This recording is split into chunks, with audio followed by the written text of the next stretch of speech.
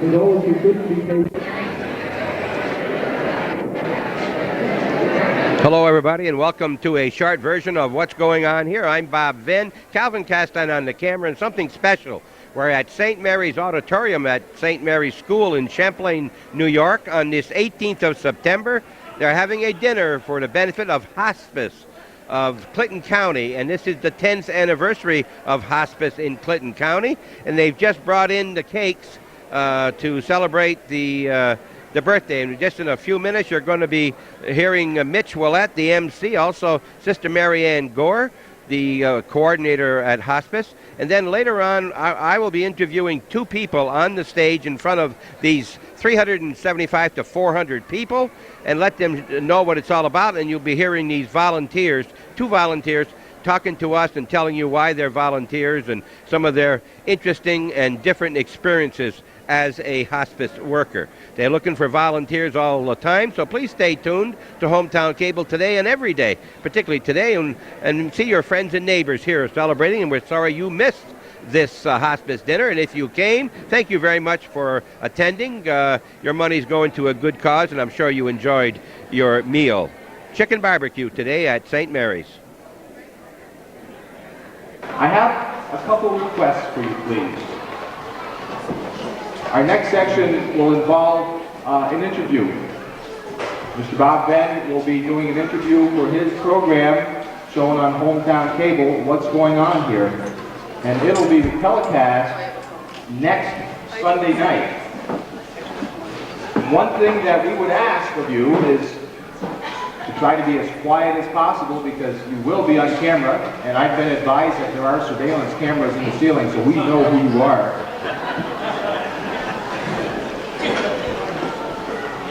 And in the background, maybe we'll give you one of these. And that'll be applause, and one of these will be cut. And, no, that's too hard. We'll just ad lib. You can hear in the back. But again, Bob will be doing his interview very shortly, and Sister Mary Ann Gore, who is the volunteer coordinator for Hospice, will do the introductions. Sister Mary Ann Gore.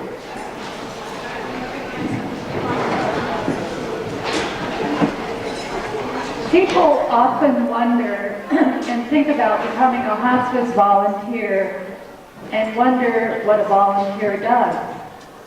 And families, when they come into hospice, are offered a volunteer, and sometimes they wonder what a volunteer will do for them and for their loved one. I'd like to share a poem with you that really provides that answer. It was written by a volunteer from the state of Wisconsin, and the title of the poem is What Needs Doing? But what are you going to do? I don't know. We'll have to see what needs doing. Maybe I'll wash the dishes, or tell you a joke, or bring you some soup, or play cards with you. If you want to talk, I can listen. If you don't want to talk, maybe I can answer the telephone. If tempers are flaring, maybe I can soothe them. If you're not sure you're doing what's best, maybe I can tell you that you're doing just fine. If you have to get some rest, maybe you'll trust me to sit by her bed. If the commotion is getting to you, maybe I can steer your in-laws out to dinner. If you're angry, maybe I can say, that's okay. If you can't bring yourself to tell her goodbye, maybe I can make it easier by saying it first. If your strength is failing, maybe I can reach out my hand and keep you going. If you're falling apart, maybe I can put my arms around you and hold you together. If you're feeling helpless, maybe we can pray together. We'll have to see what needs doing. Maybe you won't need me for anything. Maybe it will happen so quickly, or you'll have so much support, you won't even need me in your home. Maybe I'll just call or stop in to remind you that I'm standing by, ready to help if you need me to. We'll have to see what needs doing. I think that pretty much answers what a hospice volunteer does. And right now, I would like to call Bob Ben up to the stage to interview some of our first volunteers who started out in hospice in 1984. We all know Bob Ben. He's the interviewer of the North Country. But Bob also has a vested interest because his wife Teresa is one of our very active hospice volunteers. When we had our first training class in 1984, we had a number of volunteers in that class. Today there are 4 of those volunteers who are still very active with us. And those 4 volunteers are Rita Banks, Edie Beal, Carol Thorne, and Bill Wood. Edie Beal and Carol Thorne are not here this evening, but Rita Banks and Bill Wood are, and I would like to ask them to please come up on the stage and to be very careful, please, on your way up because there are some extension cords on the floor. Edie and Bill.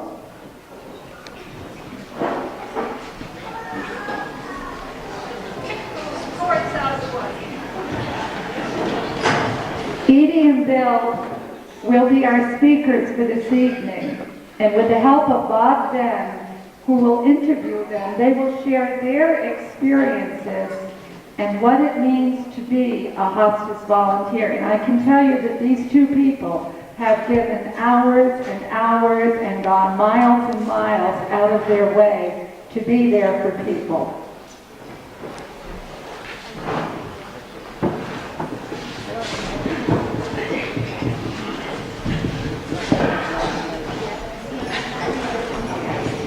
Yeah, you sit here and just go on the side. Tonight, like every program we do, there is no rehearsal. I have not met these people until just now on stage. That's the way we do it. We don't prearrange anything, and the mistakes come natural. So if you, people who have seen us on TV, you know that. If anybody from Plattsburgh and haven't seen us, it's a program we have every Sunday. I'm Bob Ben. The program's called What's Going On Here. Calvin Castine, who is Hometown Cable, does all the things that are happening in the North Country, all the sports events and 5 or 6 of the schools up and around the area. And this is the program we've been doing. We've done over 300 shows. We make tours. We talk to interesting people. And I find out an awful lot. I've been retired for 6 years, and I enjoy very much meeting these people. And we'll get into it right now if we may. All I know so far is your name is? Rita Banks. Bill Wood. I'm awfully glad to meet Bill Wood because this is the man that sends my wife the Christmas cards and calls her on the phone, and I never knew who this was. And I hesitated to ask her because she said he's got something to do with hospice. So now I know, Bill, who you are. All right, you were in the very first program that they had for training. When did you join, Rita? Well, I think we had our training in '83 and we got our certificates in '84. That's my recollection. Father Hal Myers was really the inspiration. We should speak about him because it wouldn't be a hospice. Well, you're the one to do that, yes. I just said it and I hope everybody heard. If it weren't for Father Myers, there wouldn't have been a hospice as soon as it was. Okay, Bill, you Well, I'm going to ditto that same thing because I was one, and Father Myers the one that got me interested in it. And I'll just ditto just what she had already said. Okay, the question I always have is, what is a man doing in such a delicate or when you have to show feelings? Men don't show feelings generally. All you women out there know that. And how do you show feelings, Bill, to these people? It takes a special kind of person. Well, the thing is this, I've started out in my life as a salesman, working with people and out in the field if our people have had problems and stuff, and it sort of becomes kind of natural for me. And I have had no problem working with people that are having these sickly problems. I have no problem with them at all. I enjoy working with them. And people say to me, how can you enjoy it? Well, when I get done, I feel like I've done something for somebody. I'm sure you have, and I'm sure they feel so too. My wife says it's a cop-out, but I have trouble going to see people in the hospital who are real sick. And I do cop out in the sense I just avoid it because I'm not frightened, but I don't feel at ease. And I wish I could feel better about it because I would like to go see some of the people who are terminally ill. Well, another thing what it helps too is if when I go into a home for the first time, if I can find something in the house that person has done, or a hobby or something, if you start talking about that, you're in. Yeah, but I'm thinking of the hospital more than I'm at home. Well, both ways it works out. Yeah. You see, I have a tendency when I feel bad for somebody to cry. And when I cry, the man's going to think he's dying right then. And I feel bad about that. I feel strange about it, and that's one of the reasons I don't. Rita, what got you into it, really, except for Father Meyer? Well, my husband had died a year before, and I had stopped working to take care of him. I think myself as a very active person, and it never occurred to me that I could be perfectly happy just staying home and taking care of my husband. And it was the most satisfying thing, and it was most satisfying period of our lives. Did you work out of the home before? I mean, were you? No, I was in the office for the aging, so I was familiar with that kind of. But from a spiritual point of view, I feel there's no higher calling than to be available to people, and that's really what hospice is. Right. Now, of course, available or whatever. Sister and the hospice program are always looking for more volunteers. You can always use more volunteers. Is there any kind of person who should not volunteer to be a hospice worker? I certainly wouldn't be the one to say that. They may not even know it yet. But if they have an impulse or an interest in it, I think they should inquire. And there is training.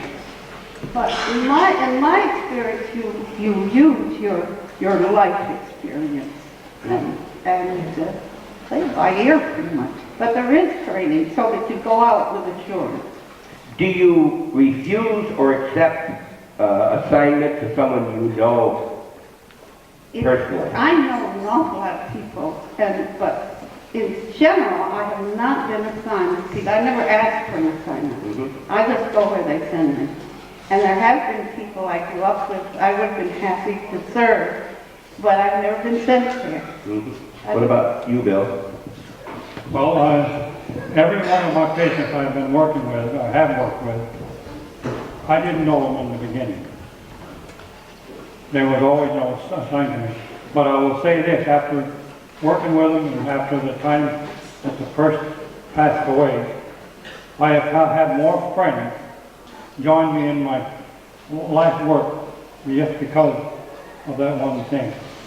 I don't know if you're in a position to know, but are there many people who start with hospice as a volunteer and then withdraw for one reason or another? Do you know of many? Well, your life changes. And for example, we have people from the base and they were moved away. One reason we're kind of exceptional is that we've been here all this time and stayed. But there are people whose circumstances change. Yes, I'd say there's quite a little turnover, but not because they lose interest, but just because their lives change. Okay. I'd like to we're not going to be very long here, we're not going to keep you. However, a few things of some of the interesting or different things that have happened in some of your cases that you might want to tell the people. Can you think of anything? Your first patient. You remember your first patient? How did you feel when you were walking in? Were your knees knocking? I want to talk about my first patient.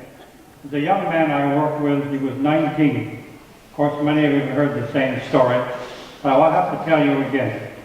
He was 19 years of age, and that young man taught me an awful lot of things.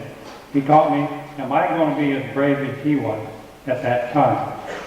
And when it was all over with, before he had a three-wheeler, and he had a motorcycle. And he told me one day, he says, when his daddy left, he said, will you give me the telephone? So I gave him the telephone. And he called one of the places, and he sold his three-wheeler and his motorcycle. And he gave his dad a garden tractor for his Father's Day. And I'm telling you something, that really rattled me up more than it did. It made me think, am I going to be as brave as that young man at 19? Rita, what about yourself? I remember my first patient. She was a lady so much like me that we had been just vibrating on the same wavelengths all the time. It was the most satisfying assignments I've ever had. If I brought her a rose, she loved it. We were interested in the same thing. And she was able to be active until quite near the end. And she would drive herself down to Peru and play bridge with her friends and come back. And she only had as much support as she needed, but we were available to her, and that was what was reassuring.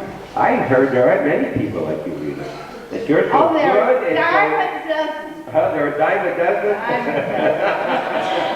I got a quarter if I could find a couple. How many hours a week would you say a volunteer would be expected to give of their own? Well, it could be, it doesn't even always have to be a week. It varies a great deal. That first lady I went to just maybe an hour a couple times a week, but it was significant time. Later, I made a lifelong friend by going for a couple hours, 3 mornings a week, and playing solitaire with her husband. And she would go and swim at the Y. And she was comfortable in leaving it with me, and we played many a game of solitaire for over a year that went on. And all I can tell you is I knew that I was helping her. I tend to relate to the wives more than to the men invalid patients. I feel I'm helping the wife. But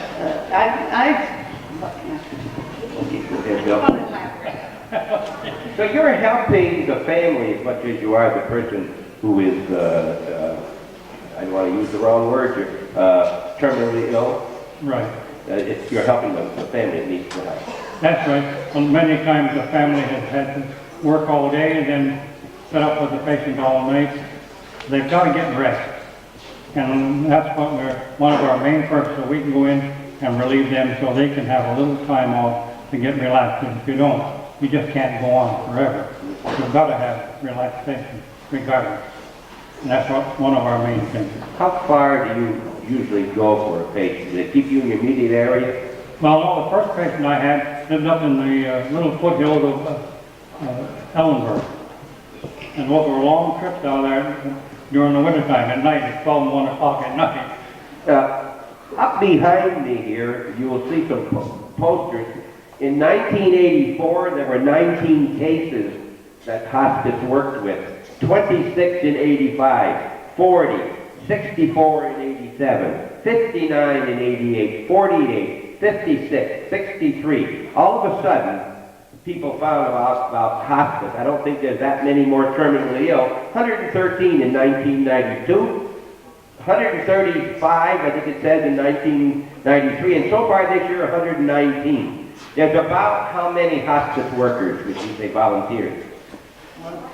22 maybe? 22 or 23. 22. If you divide it equally into that, you see they're each doing about 5 or so during the year. Now, some people, my wife's first, by the way, this is, before we get into that, I lost my train of thought. No. We found out there 34 volunteers. You found 12 more while I was talking? She forgets. And she used to be principal here, you know. You knew that, huh? Just a very head door. Now, anonymity. You don't tell anybody when you're working with a patient. Is that correct? What we do is confidential. Confidential, very, very much. I would like to say one thing that's a source of sadness to us, really, because hospice offers many, many services. And Hospice can cover, for example, the cost of medication and home care more extensively than regular insurance does. Many people wait until they're very, very near the end. It's hard to acknowledge that you're going to die. And so sometimes we have a patient for only 1 or 2 weeks when we could have been in there for 6 months and really made things easier for both the family and the patient. And I'm rather sad that people wait so long to become involved with hospice. Well, I remember one year, we saved the patient or the family a total of $45,000 in bills just because of our service to them, to the volunteers. You know, many people withhold having a will made because they figure as long as they don't have a will, they're not going to pass away. Because you call hospice when you've got 3 or 4 or 5 months to live, it's not going to make your day of reckoning any quicker, right? And you will have the services quicker. And now, I remember my wife's first patient. Of course, she was very, very nervous when she first went, but she was very secure. She had been trained well. And I didn't know who the person was for maybe a month before she ever mentioned her name to me. And there was no reason to. I know she was going there. And finally, she asked me to go with her one day, and I met the lady. And if I didn't know ahead of time that she was terminally ill, I had no idea. I was very comfortable that day. As I got to know the lady, I dreaded going to see her because I knew we were waiting for something to happen. And my wife grew to love this person, maybe more than she should have. That first patient you want to go on. I also break up in a talking, so forgive me. I remember Teresa told me that after the funeral, that the husband said, I suppose I won't see you again, my girl. I'll never see you again because your patient has left. And that is not what happens. What does happen after your patient leaves and you've got the family? We stay available as much as a person wants for a year, at least a year.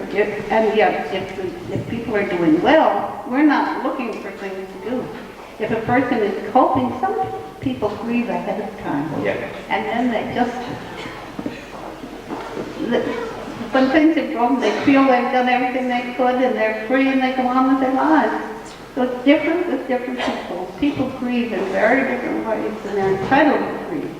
And we got to meet children, grown children of this person, who I still see regularly. And my wife used to bring papers, some of my magazines to the mayor, and she asked him if he'd like to have me send over some Playboy. And he said, no, please, don't send any Playboy.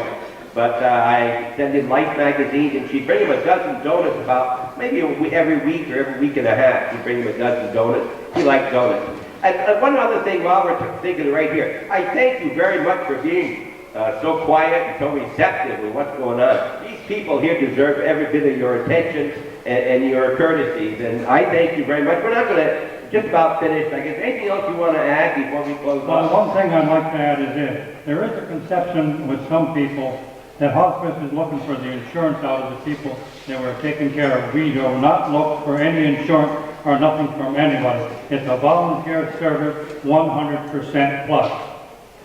You get no money, you get no return for your mileage, nothing, correct? The volunteers are 100% volunteers, no mileage. We do it because we want to do it and we're happy that we can do it. You do a lot of book work, though, don't you? You have to keep track of the miles and every time you go. Who You're makes surprised you do that? Your sister, well, she rides us, you better get it in. Yeah, but you can make mistakes because she don't know whether it's 22 or 34. See? So you don't have to worry about her. She don't keep good records. Okay, well, listen. Thank you very. Is there anything else that you thought I was going to ask you that I haven't, that I should have? No, I think we said what we especially had on our mind. And yourself, Bill? Okay, so now when you call my house, you can speak to me. You don't have to say, is your wife there? They can just talk to me and everything else. And you You can address the Christmas card to both of us from now on. I can still send her a Christmas card. Yes, you can. You can see it's Christmas time. Thank you very, very much, folks, for being attentive.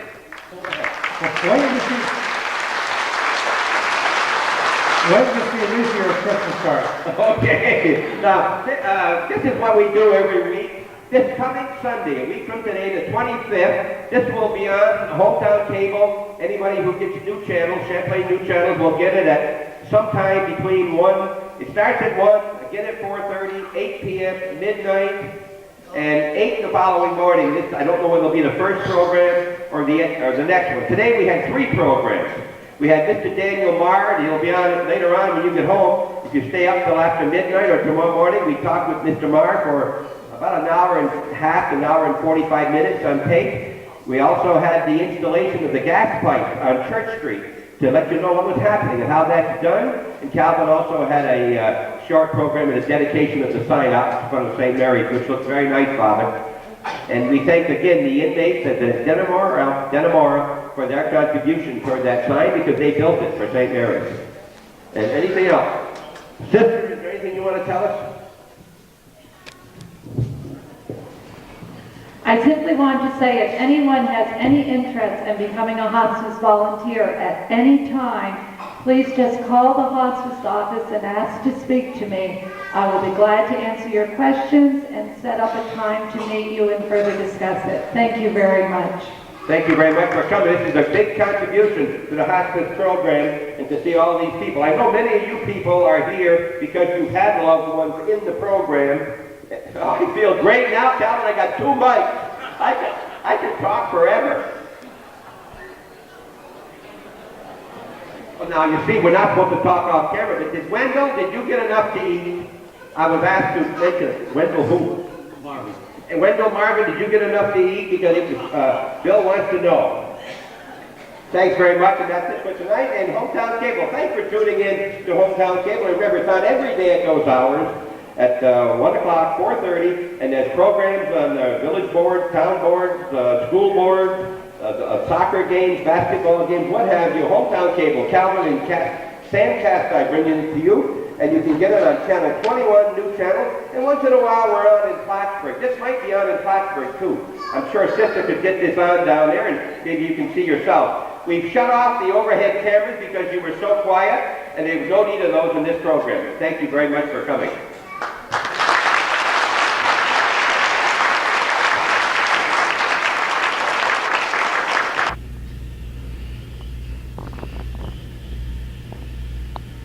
Good morning, everybody, and welcome to Hometown Cable. Our program's called What's Going On Here. I'm Bob Venn, and as usual, Calvin Castine with the camera. And you're looking at a building that you probably have not seen from this angle. This is a building that you've seen from over here on Route 87, about back here, looking in this direction. That brand new plant over the past year and a half. It's called the Saranac Energy Facility. The gas center, we might call, here in Plattsburgh, New York. And we have the pleasure of learning about the plant this morning and taking a quick tour through the plant. We're not sure what we're going to see inside. A lot of pipes and containers probably, but we hope that you'll feel a little more that you know what's going on here once you see this. We're talking this morning to John Martin. Martin, correct. And Mr. Martin, or John, what is your title? I'm the plant manager of this facility. That means you're in charge here. I'm in charge of this facility